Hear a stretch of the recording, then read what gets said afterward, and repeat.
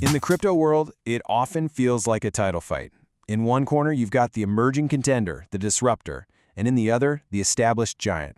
Well, today, that's exactly what we're looking at. Aster versus Cardano.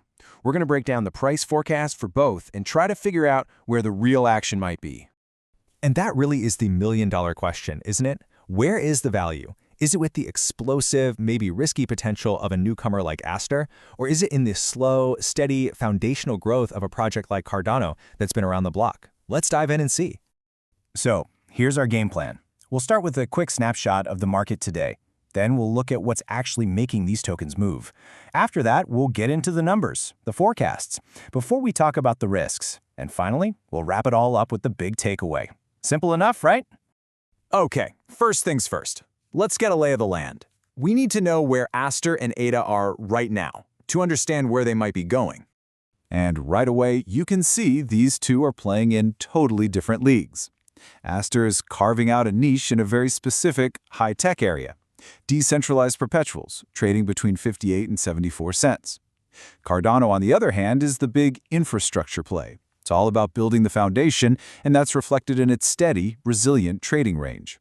So, yeah, two very different beasts from the get-go. So what's actually making these prices tick? Let's pop the hood and take a look at the engines powering these two tokens.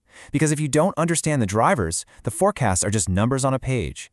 You know, what's so cool about this breakdown is you see where their paths cross and where they completely diverge. Both of them get pushed around by big things like Bitcoin's mood and investor sentiment. But then you look closer.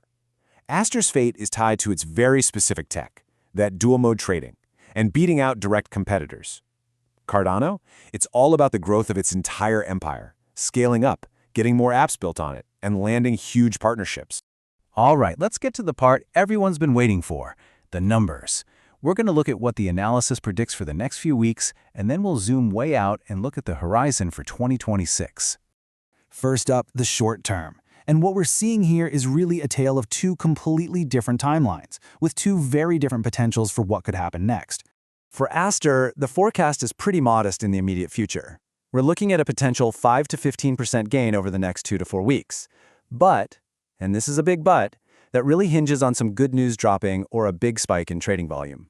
Now flip over to Cardano. Whoa, the analysis here is way more aggressive. It's projecting a potential 30 to 37% gain inside of a month. The big goal is to smash through that 50-cent resistance level. That suggests a much bigger upside, at least in the very near future. Okay, let's shift gears. Let's zoom out past the next few weeks and look all the way to 2026. Long-term predictions like these are less about market buzz and way more about whether these projects can actually deliver on their promises. And this is where the script flips a little bit. That long-term forecast for Aster shows this massive potential range, from $1.50 all the way up to $3.50. That's that high-risk, high-reward growth we were talking about. It all depends on them grabbing market share.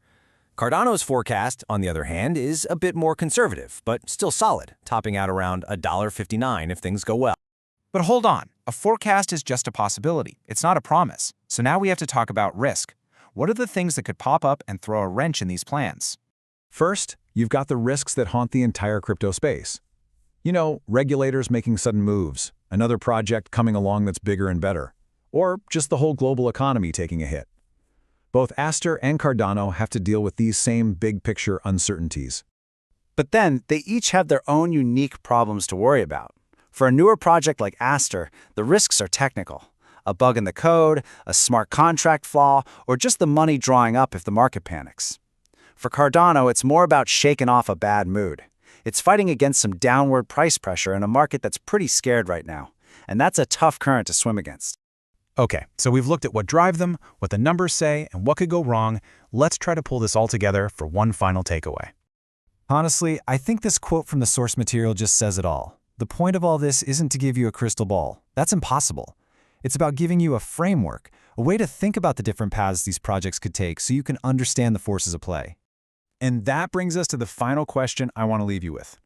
We've laid out two totally different stories. Aster's path is the focused, high-risk, potentially high-reward play. Cardano's is the broad, foundational, slow, and steady approach. With all the info in front of you, which of those paths to growth seems more compelling? It's a fascinating contrast. Thanks for tuning in.